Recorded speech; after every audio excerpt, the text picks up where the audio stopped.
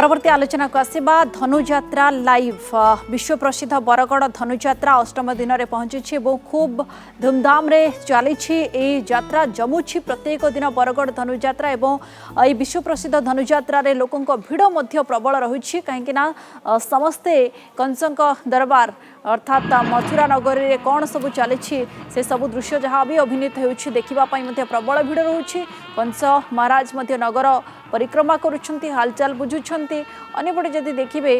इंद्रंक सहित युद्धर मध्य आज गोटे दृश्य अभिनीत होबार रही जमपुर आक्रमण ता सहित अक्रूरंक गोपपुर मध्य गमन दृश्य अभिनीत होब कहीं अक्रूर गोपपुर गमन करुछंती सेठी कृष्ण को मध्य से भेटुछंती कृष्ण पाद दर्शन करुछंती कृष्ण बलराम सहित अक्रूर साक्षात करुछंती श्रीकृष्णंकर गिरी गोवर्धन धारण बेश ये सबू को मध्य से देखुंट तेणु आज सबू दृश्य अभिनीत हेब जो बेस उत्साह सहित बरगढ़वासी समेत सारा ओडिशावासी जो मैंने भी जाऊँच बरगढ़ धनुजात्रा देखापी से उत्साह सहित अपेक्षा कर रोचे जे गोटे पर गोटे दृश्य जहाँ भी अभिनीत हो सब को देखुंट बहुत कथा ए जानवा पाँच पौराणिक कथा जहाँ भी रही से सब को जानवा पाँच खूब निकटू कलाकार मानू देखा पाँच लोक मैंने आउ कलाकार भितर से उत्साह रही जेहेतु से माने दीर्घ दिन धरी से अभ्यास जारी रखी शेष में से दिन उपनीत होती जोटि से अभिनय करुँचे से सीधा सड़क लोकों सहित जोड़ी पार्टी खूब निकटू लोक मैंने कलाकार मानकर ए सबु दृश्य अभिनीत होथिबार देखुंट आम सहित सीधासलख जोड़ी होती हिमांशु जोड़ी होती बरगढ़ प्रतिनिधि हिमांशु वर्तमान कौन दृश्य अभिनीत हो कौन चित्र आपड़ देखुंट निहाती भावे विश्व प्रसिद्ध बरगढ़ जो धनुजात्रा रही धनुजात्रार आज अष्टम दिन और अष्टम दिन में आज वास्तविक एक नियारा दृश्य अभिनीत होती जहाँकि अक्रूरंकर गोपपुर आगमन होती गोपपुर आगमन पर से कृष्णपाद दर्शन कर आत्मविभोर हो पड़ती माने से गीत गाई गाई गोटे छल छल आखिरे माने एते उत्साहित होती कृष्ण को देखा जो आग्रह रही समस्त को व्यस्त माने समस्त को गोटे खुशी आनी देछि वास्तविक यही समय आम सीधा सलक जी एथर अक्रूर भूमिकार अभिनय करुचंती से जी अक्रूर होइचंती तांकर सहित आम आलोचना करि परिबा वर्तमान समय रे जे आपनकर आज कौन भूमिका थिला केंती आपनकर जो अक्रूर भूमिका आपण जेतेबेले अभिनय करथिले से समय रे आपण निजे भावविहल हो जाइतिले निजे हजी जाइतिले कौन थिला से समय अभिनयटी आज्ञा महाराज कंसंकर आदेश रे आसीथिले मो मथुरार गोप सहस्त लेखा चिटाऊ को घेली यही गोपनग्रे आज सर्वप्रथम मु दर्शन कली प्रभु कृष्णंकर पदचिन्ह क्यों जन्मर क्यों पुण्य पले आज पाइले मु कृष्णंकर पदचिन्ह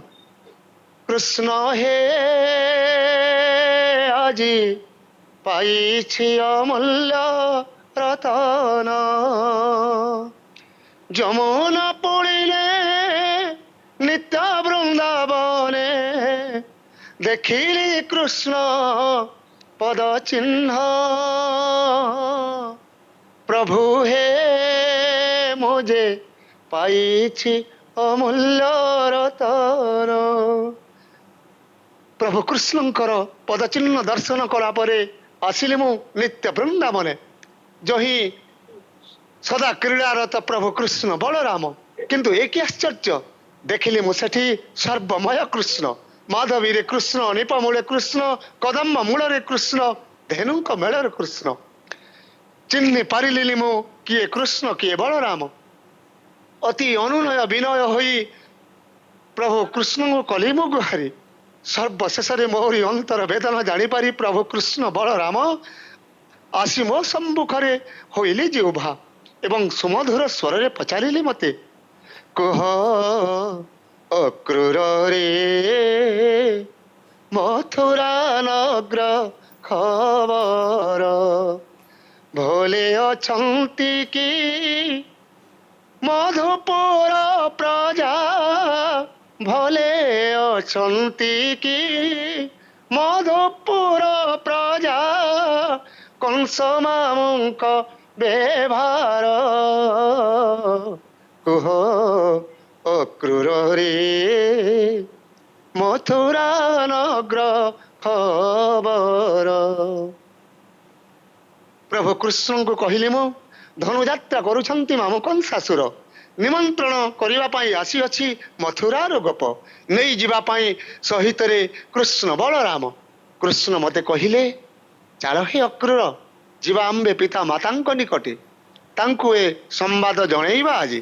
ନିଶ୍ଚିତ ଭାବରେ ଅନୁମତି ଦେବେ ମାତା ପିତା ଯେ ଆମ୍ଭର। ତାପରେ ଆସିଲୁ ଆମେ ନନ୍ଦ ରାଜା ଭବନକୁ। ନିହାତି ଭାବେ ଆମ ସହିତ ଯିଏ ଯଶୋଦା ଅଛନ୍ତି ସେ ମଧ୍ୟ ଆମ ସହିତ ଅଛନ୍ତି, ଆମେ ତାଙ୍କର ମଧ୍ୟ ପ୍ରତିକ୍ରିୟା ନେଇପାରିବା। ନଟଖଟିଆ କୃଷ୍ଣଙ୍କ ଆପଣ ଅନେକ ସମୟରେ ତାଗିଦ କରୁଛନ୍ତି, ସେ ସମୟରେ ଆପଣଙ୍କର କେମିତି ରହୁଛି? ସେମାନେ ଯୋଉ ଗୋଟେ ସମନ୍ୱୟଟି ରହିଛି ସମସ୍ତଙ୍କ ଭାବ ବିହ୍ୱଳ କରିଦଉଛି, ଖୁସି ଆଣି ଦଉଛି, କଣ କହିବେ? ଯେତେବେଳେ ନିଜର ସନ୍ତାନ କିଛି ଦୁଷ୍ଟ କାମ କରୁଛି, କିଛି ଖରାପ କାମ କରୁଛି, ସେଟା ହଉଛି ମାର ଦାୟିତ୍ୱ, ପିତାଙ୍କର ଦାୟିତ୍ୱ କି ନିଜର ସନ୍ତାନକୁ ଠିକ ରାସ୍ତାରେ ଆଣିବା। ସେ ଯଦି କିଛି ଖରାପ କରୁଛି ତାକୁ ଠିକ କରିବା, ଆଉ ସେହି ଦାୟିତ୍ୱ ମୁଁ ମଧ୍ୟ ତୁଲାଉଛି ଏହି ବିଶ୍ୱ ପ୍ରସିଦ୍ଧ ବରଗଡ଼ ଧନୁଯାତ୍ରାରେ। ବାସ୍ତବିକ ନିହାତି ଭାବରେ ହିମାଂଶୁ, ଆମେ ଶୁଣୁଥିଲେ ପ୍ରତିକ୍ରିୟା ଶୁଣୁଥିଲେ, ଅକ୍ରୁର ମଧ୍ୟ ଖୁବ୍ ସୁନ୍ଦର ଅଭିନୟ କରିଛନ୍ତି, ତାଙ୍କର ଭୂମିକାକୁ ମଧ୍ୟ ସେ ସୁନ୍ଦର ଭାବରେ ଚିତ୍ରଣ କରୁଛନ୍ତି। ଏବଂ ଅନ୍ୟପଟେ ଯଦି ଦେଖିବେ ତାହେଲେ ଏ ଆଗକୁ ଆହୁରି କିଛି ଦିନ ମଧ୍ୟ ଧନୁଯାତ୍ରା ଜାରି ରହିବ। ଗୋଟେ ପରେ ଗୋଟେ ଦୃଶ୍ୟ ଅଭିନୀତ ହେଉଛି, ସମସ୍ତେ ବେଶ ଉତ୍ସାହର ସହିତ ମଧ୍ୟ ପ୍ରତ୍ୟେକ ଦିନ ଯାଉଛନ୍ତି ସେଠି এই ସବୁକୁ ଦେଖିବା ପାଇଁ। ବହୁତ ବହୁତ ଧନ୍ୟବାଦ ଦେବେ ଆପଣଙ୍କୁ ହିମାଂଶୁ, ଆମ ସହିତ ଯୋଡ଼ି ହୋଇଥିବାର ଅଧିକ ଏ ସମ୍ପର୍କରେ ଆଲୋଚନା କରିଥିବାରୁ। ସମୟ ହୋଇଛି ସ୍ୱତନ୍ତ୍ର ଉପସ୍ଥାପନାକୁ ଏଠି ରଖୁଛୁ। ନମସ୍କାର।